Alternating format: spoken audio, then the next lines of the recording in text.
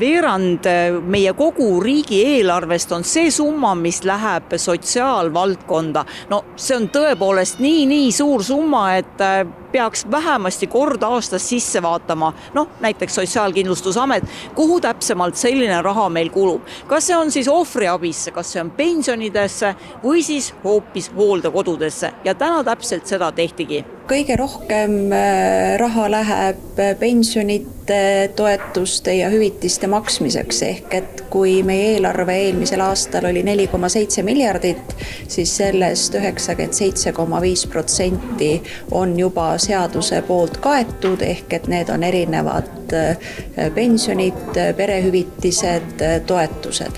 Ja siis 2,1% on erinevad sotsiaalteenused, mida me siis vahendame nagu erihoolekanne, natuke üle 54 miljoni, rehabilitatsiooniteenus natuke üle 20 miljoni ja siis juba sellised väiksemad teenused nagu lasteabi, lastemaja, ohvriabi, erinevad teenused. Aga vaatame sisse ka ohvriabisse, et nagu teada on, siis meie ühiskonnas selline ärevusfoon aina tõuseb ja tõuseb.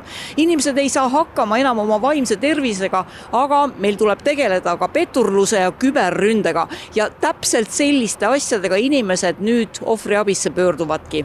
Väga paljud räägivad kokkupuutest vaimse vägivallaga, aga ka füüsilise ja majandusliku vägivallaga, ehk et need probleemid on tegelikult väga läbi põimunud.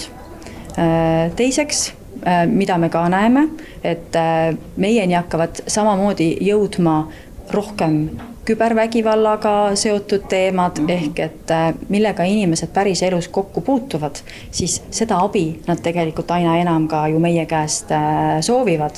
Ja kolmandaks tooksin selle välja, et kui need vägivalla liigiti meil mured korduvad või on nii-öelda läbi põimunud, siis inimestel mõnikord on need probleemid ka sellised, et nad lisaks emotsionaalsele ja psühholoogilisele toele vajaksid ka sellist juriidilisi nõuandeid, et ka seda me tegelikult oma töös näeme.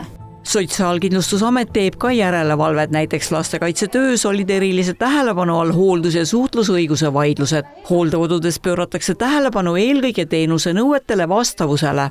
Ta on väga hästi läbi mõeldud teenuse protsesse, on inimlikult läbi mõeldud, et üldhooldusel on päev läbi toiminguid, eks ole, et hommikul algad nagu puhtaks, hambad puhtaks, riided vahetusse. Kuskil on see söögiaeg seal vahepeal peaks mõnda inimest toetama, et õue jõuaks, eks ole. Mähkutamise ajad juba lõunasöök, eks ole. Et nende protsesside kandavuse niisugune läbimõeldav logistika ruumis, aga ka niisugune nagu oskus ja see protsessi ergonoomilisus ja ma ei tea, kas või toitmise järjekord, need on nagu erinevalt läbimõeldud ja võib-olla uustulnukad turule, et ei ole nii palju kogemust omanud, et neid asju läbi mõelda. Ja kuigi hooldekodudes võib teenuse kvaliteet olla erinev, on siiski asjad kulgenud pigem paremuse poole. Sotsiaalvaldkonnale kuluv 4,71 miljardit võib ju olla hoomamatu summa, kuid nende taga on inimesed, kes on oma pensioni auga välja teeninud või toetuste saajad või näiteks ka erihoolekandeteenusel viibivad abivajajad. Kuid jah, raha võiks enam olla. Täna toimus pensionite indekseerimine, pensionid on kasvanud 5,3%, mis on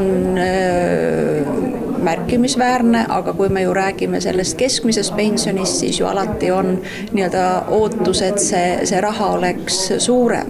Ja samamoodi on ju need arutlused, et mis ja kui palju peaks olema lapsetoetused ja eelkõige siis teenused, et kui me räägime erihoolekandest, siis ikkagi ootus inimestel on, et rohkem erihoolekande teenuse võimalusi oleks ja just eelkõige ööpäevaringne erihoolekande teenus, kus siis järjekord on kahjuks olemas ja inimesed ootavad teenusele pääsemist.